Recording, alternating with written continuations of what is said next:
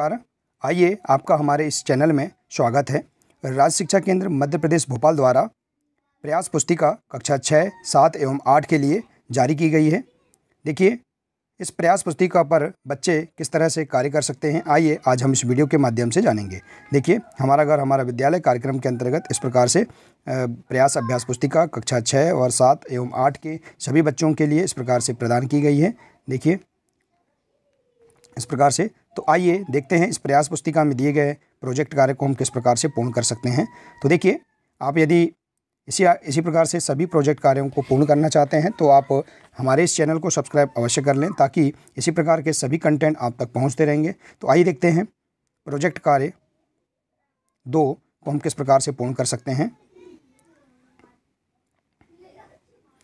देखिए बच्चों, प्रयास पुस्तिका के अंतर्गत यहाँ जो प्रोजेक्ट कार्य 2 दिया है, इसे हम किस प्रकार से पूर्ण कर सकते हैं, आइए देखते हैं।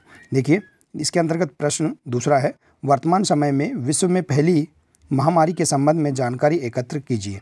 देखिए, जो वर्तमान समय में विश्व में जो महामारी फैली हुई है उसके बारे में हम जानकारी एकत्रित करेंगे और इस प्रोजेक्ट कार्य को हम कंप्लीट करेंगे। देखिए, दिया है इसके अंतर्गत प्रश्न, इस महामारी का क्या नाम है। तो वर्तमान समय में कौन सी महामारी फैली है बच्चों?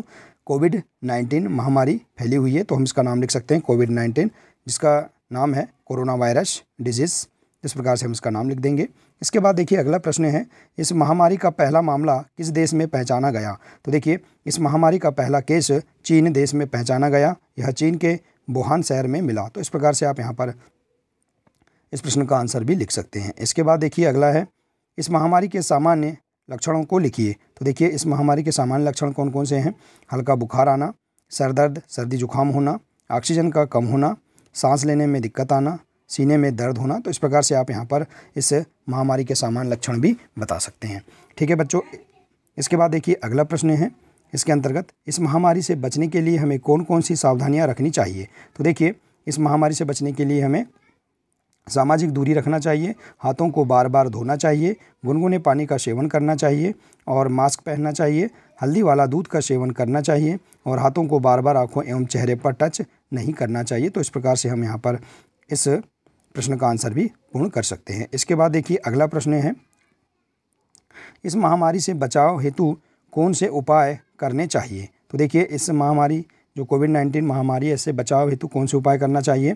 लॉकडाउन का ईमानदारी से पालन करना चाहिए, सैनिटाइज़र का उपयोग करना चाहिए, मास्क पहनना चाहिए, गुनगुने पानी का सेवन करना चाहिए, साफ़ सफाई रखना चाहिए और काढ़े का उपयोग करना चाहिए, नियमित योगासन करना चाहिए, योग करना चाहिए। तो इस प्रकार से आप यहाँ पर इस महामारी से बचाव हेतु भी उपाय बता सकते हैं। इसके बाद देखिए, अगला प्रश्न है, यदि आपके परिवार या आसपास में कोई इस महामारी से प्रभावित हुआ है, अर्थात किसी को यह बीमारी हुई है, तो मरीज घर में ठीक हुए हैं या अस्पताल में, तो मरीज को घर में रखने पर कौन सी सावधानियां परिवार के लोगों ने रखी, लिखिए। तो देखिए, मरीज के लिए हमने कौन कौन सी सावधानियां रखी, इसे देखेंगे। तो मरीज के लिए अलग से कमरा की व्यवस्था की गई, घर के सभी लोग आइसोलेट रहे, मास्क का नियमित उपयोग किया गया, परिवार के लोग एक दूसरे से दूरी बनाकर रहे, काढ़ा का नियमित सेवन किया गया, सभी व्यक्तियों द्वारा योग नियमित किया गया, सैनिटाइज़र का नियमित उपयोग किया गया, इसी प्रकार से नियमित साफ सफाई का ध्यान रखा गया और हल्दी वाला दूध का सेवन सभी व्यक्तियों के द्वारा नियमित रूप से किया गया। तो इस प्रकार से जो परिवार द्वारा जो सावधानियाँ रखी गई उसे हम यहाँ इस प्रकार से अपने स्तर से हम बता सकते हैं। आप और भी अन्य स्तर से क्या क्या सावधानियाँ आपने रखी उसे आप बता सकते हैं। तो देखिए बच्चों, इस प्रकार से हम यहाँ पर बहुत ही सरल तरीके से प्रयास अभ्यास पुस्तिका कि जो प्रोजेक्ट कार्य 2 है, इसको हम इस प्रकार से हल कर सकते हैं। देखिए, इस प्रकार से। तो बच्चों, आशा है कि आपको यह प्रोजेक्ट कार्य बहुत अच्छा लगा होगा। प्रोजेक्ट कार्य के सभी प्रश्नों के आंसर समझ में आ गए होंगे। देखिए बच्चों, आप यदि इसी प्रकार के अन्य कंटेंट या प्रोजेक्ट कार्यों को पूर्ण करना चाहते हैं तो आप इस चैनल को सब्सक्राइब अवश्य कर लें, ताकि आने वाले सभी महत्वपूर्ण वीडियो आप तक पहुँचते रहेंगे। मिलते हैं नेक्स्ट वीडियो में। नमस्कार।